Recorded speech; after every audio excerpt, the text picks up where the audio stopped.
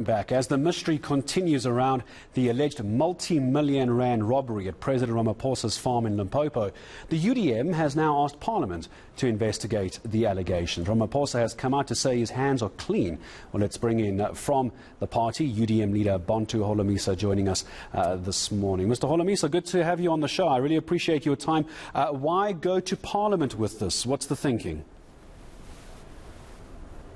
Must remember that Parliament has an oversight role over the executive, and it is within our rules and regulations that we engage the government when we feel that they are going in the wrong direction. In this case, unfortunately, the office of the highest office in the land is accused of serious allegations. And it is for that reason that we are opting to go to Parliament with a view to establish or conduct a preliminary inquiry through retired constitutional judges, especially after we've seen or we've heard that the police and possible state security services are implicated in this. So therefore, it cannot be expected that the president, while the investigation will be taking place, done by his police, should be in the office. Rather, he should go to a sabbatical leave for a few months, and then that the preliminary investigation be conducted by these judges. And upon finalizing that inquiry, the judges must send that document to the NPA for further deliberations or decisions. But otherwise, the allegations are serious, and we cannot rely on spinning all the time. The facts are there. Somebody must verify the authenticity or otherwise of those facts. So you're asking for the president to step aside as a result of what's happening with the money that's gone missing at the moment. You would expect the president to step aside, Mr. Holomisa. Is that what you're saying? Did I understand you correctly? You may call it a step aside, but I'm talking about sabbatical leave up until possible mid-August, when the inquiry would have been finalized by that. But we cannot conduct an inquiry while he's in the office. This is a general principle which is applied to people who are involved in serious crimes.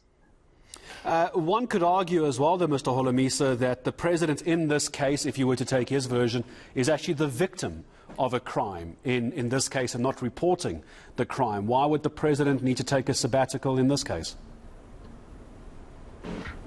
Well, that should be left entirely to the investigators, because the president is alleged to have paid thousands of rands to silence the people he accused of having broken into his farm. So this thing is getting complicated. It certainly is. I want to talk a little bit about, if we can for a moment, some people are suggesting that the former State Security Head Arthur Fraser has done this now deliberately to damage the image of the president and the country. Mr. Holomisa, what do you make of that critique? Irrespective what the motive of this gentleman is, what we are reading here is serious, even where people are using state machinery to take people across our borders. That on its own is serious. Secondly, nobody has denied that there was no money stolen. What we want to know, is it true that this money was 40 million US dollars? Where did it originate from? And also, what was it intended for? Did SARS, for instance, as well as other institutions, play any role, like Reserve Bank, So the rules are there. So let us go slow and allow the proper inquiry and independent inquiry, if one may use that term. We cannot rely on Pele and his police. They are complete. They have failed to do their work even earlier. That's what the reports are saying. What would you suggest were the reasons for the president not reporting this when it did happen as the leader of the UDM? Why do you think that would have taken place? As the champion of transparency in the country, why do you think the president would not have reported this? What do you think would have been the thought process?